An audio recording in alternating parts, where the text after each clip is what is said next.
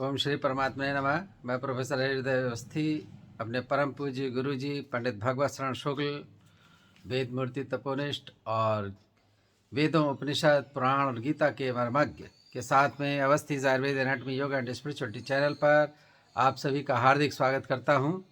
हम लोग गीता के 11वें अध्याय में हैं, जिसमें विश्व रूप दर्शन, विराट रूप दर्शन की व्याख्या चल रही है और 21वां श्लोक है, जिसकी आज गुरु जी विवेचना करेंगे और गुरु जी के माध्यम से हम लोग विश्व रूप दर्शन करेंगे। तो हम चलते हैं गुरु जी की ओर। नमोस्तनंताय सहस्रमूर्तये सहस्रपादाक्षि शिरोरुबाहवे सहस्रनाम्ने पुरुषाय शाश्वते सहस्रकोटि युगधारिणे नमः। कृष्णाय वासुदेवाय हरे परमात्मने प्रणतः क्लेशनाशाय गोविंदाय नमो नमः।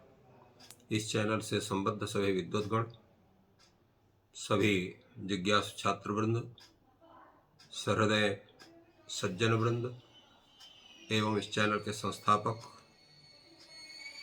तथा प्रबंधक आचार्य हृदय अवस्थी जी,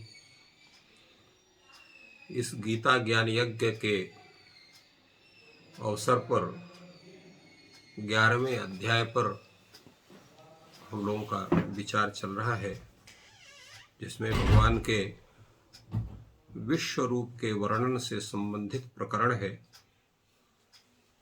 अर्जुन भगवान के उस विश्व स्वरूप का, विराट स्वरूप का दर्शन कर रहे हैं और अपने अनुसार उसके वैचित्र का, उसके महत्व का वर्णन भी साथ साथ में भगवान को ही उद्देश्य करके कर रहे हैं। रुद्रादित्या वसवो ये च साध्या विश्वेश्विनौ मरुतश्चोष्म पाश्च गंधर्व यक्षासुर सिद्ध संगाः वीक्षन्ते त्वां विस्मिताश्चैव सर्वे। आपके हाँ गुरु जी, ये 21वें का कल हुआ है क्या? 20 तक हुआ है हम लोग? नहीं, 30 हो गया। अमी ही तो हाँ, सब हो गया। अच्छा, सब ठीक है, तब हम पूत लगाए थे। ठीक है। तो ये रुद्रादित्य से बोलते हैं, बाकी उसको आप कट लीजिए। रुद्रादित्य वसवो ये च साध्या विश्वे श्वेनौ मरुतश्चोष्म पाश्च गंधर्व यक्षासुर सिद्ध संघाः वीक्षन्ते त्वां विस्मिताश्चैव सर्वे।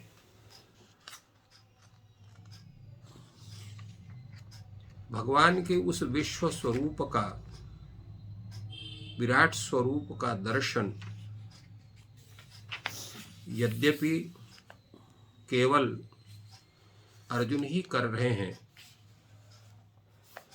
परंतु वो ये देख रहे हैं कि इसको विराट स्वरूप के दर्शन में वो अकेले अपने को नहीं समझ पा रहे हैं, क्योंकि उस विराट स्वरूप का दर्शन एकादश जो रुद्र हैं वो भी कर रहे हैं, जो द्वादश आदित्य हैं वो भी कर रहे हैं, जो अष्ट वसु हैं वो भी कर रहे हैं, और जितने भी साध्य हैं, साध्य जो है वो 12 माने गए। मन, अनुमंत, प्राण, नर, यान, वीर्यवान, चितिर, है, नय, हंस, नारायण, प्रभव और विभु, ये द्वादश साध्य देवता माने जाते हैं। तो ये भी कर रहे हैं। विश्वे देव है वो भी कर रहे हैं। विश्वे देव भी 10 माने जाते हैं। क्रतुर, दक्ष, श्रव, सत्य, काल, काम, धुनि, कुरुवान, प्रभव, रोचमान, ये जो है तो 10 ये विश्व देव माने गए हैं, जिन विश्व देवों का पूजन विशेष करके श्राद्ध कर्म में होता है। तत्त श्राद्धों में इनकी भूमिका विश्व देवों की मानी जाती है। तो ये सभी विश्व देव और अश्विनी कुमार, 2 अश्विनी कुमार माने जाते हैं, और मरुत, मरुथात 49 मरुत, और उष्म पाश्च। उष्म पाश्च का मतलब होता है कि जो उष्ण अन्न को खाते हैं, अनित गर्म को अन्न को खाने वाले हैं, ये कौन है? ये पितृगण, ये भी हैं। और गंधर्व, अनेक प्रकार के जो गंधर्व हैं, अनेक गंधर्व हैं, यक्ष हैं, असुर हैं, सिद्धगण हैं। तो ये सभी के सभी उस परमात्मा जो विराट स्वरूप है भगवान का, उसको वो सब विस्मित होकर के देख रहे हैं। तात्पर्य ये है कि इतने श्रेष्ठ देवगण भी उस विराट स्वरूप को सहज में नहीं देख पा रहे हैं, उसको भी आश्चर्यचकित होकर के देख रहे हैं। वीक्षन्ते त्वां विस्मिताश्चैव सर्वे, आपके इस विराट स्वरूप का दर्शन सभी अत्यंत विस्मित होकर के देख रहे हैं। कारण यह है कि ये सभी के सभी जितने भी जिनकी गणना रुद्र आदि इत्यादि की हुई, ये सब कोई साधारण देव नहीं है। एक विशिष्ट स्वरूप को धारण करते हैं और जिनके अनेक उत्तरदायित्व तो भगवान ने उनको कार्य संपादन के लिए, विश्व के कार्य के संपादन के लिए सौंपा हुआ है। स्वयं वे अनेक ऐश्वर्यों से युक्त हैं, फिर भी वो विस्मित हैं उस परमात्मा स्वरूप के, अर्थात विराट स्वरूप का दर्शन को करके। क्यों विस्मित है? उसका कारण ये भी है कि वो सामान्य स्वरूप नहीं है। दूसरा क्या है कि वो ऐसा स्वरूप ही है कि सब कोई देख करके विस्मित हो सकेगा। रूपम महत्ते बहुवक्त्र नेत्रम महाबाहो बहुबाहु रूपादम बहुदरम बहुदंष्टा करालम दृष्ट्वा लोका प्रव्यतिथास्तथा हम। उनके विस्मित होने का मुख्य कारण अर्जुन बता रहे हैं। और यहाँ पर भगवान के लिए महाबाहु शब्द का प्रयोग किए हैं। पूर्व में भी महाबाहु शब्द का प्रयोग आया था और पूर्व में भी अनेक उदर इत्यादि का गणना हुई थी, फिर भी यहाँ पर जो है उसका पुनः उल्लेख करते हैं। महाबाहो, हे महाबाहु, आप कैसे हैं?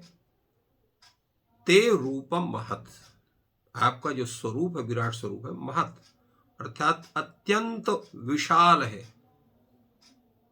जिसका जो है जो है उसका साक्षात्कार संभव नहीं है संपूर्ण स्वरूप का। कैसा है वो? बहुवक्त्र नेत्रम, अनेक मुख हैं और अनेक नेत्र हैं, और बहुबाहु रूपादम, और अनेक भुजाएं हैं, अनेक जंघा हैं, अनेक पैर हैं, और बहुदरम, अनेक उदर है, एक ही उदर नहीं है, और बहुदंष्टा करालम, और बहुत से जो है कराल आपके दंष्ट है, दांत हैं। तो आपके इस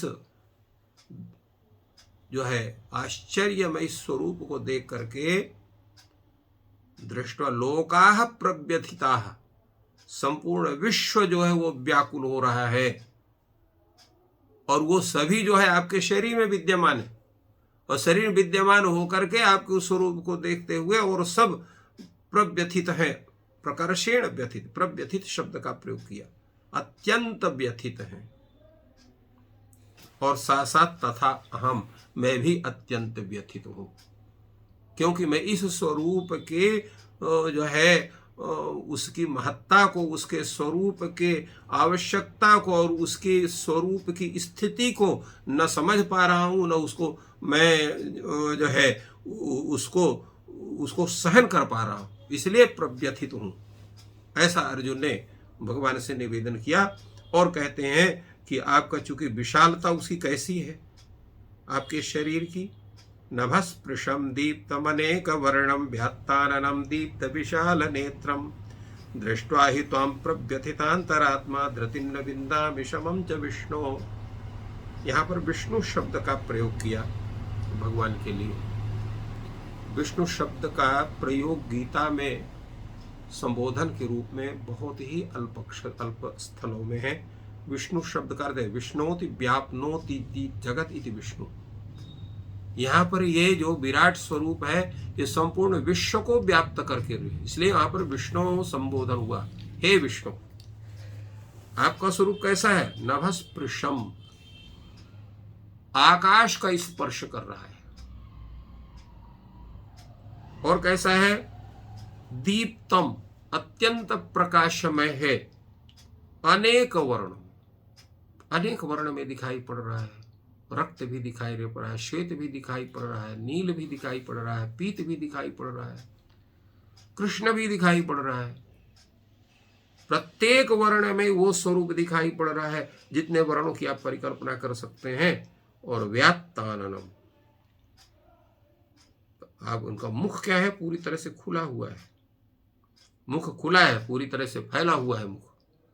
और दीप्त विशाल नेत्रम, अंगारे जैसे जलते हैं उस तरह से जलते हुए प्रकाशमय जिनके विशाल नेत्र हैं, बड़े बड़े नेत्र हैं। तो इस तरह का आपका जो विशाल स्वरूप, अत्यंत भयावह जो स्वरूप है, उसको जब भी कोई व्यक्ति देखेगा तो क्या करेगा? दृष्ट्वा ही त्वाम प्रव्यथितांतरात्मा, आपके इस स्वरूप को देख करके जो अंतरात्मा है वो पूर्ण रूप से व्याकुल हो जाती है। और क्या हो रहा है? धृतिम न बिंदामि शमम च विष्णु, हे प्रभु, न तो हम धैर्य धारण कर पा रहे हैं और न शांति हमको प्राप्त हो रही है।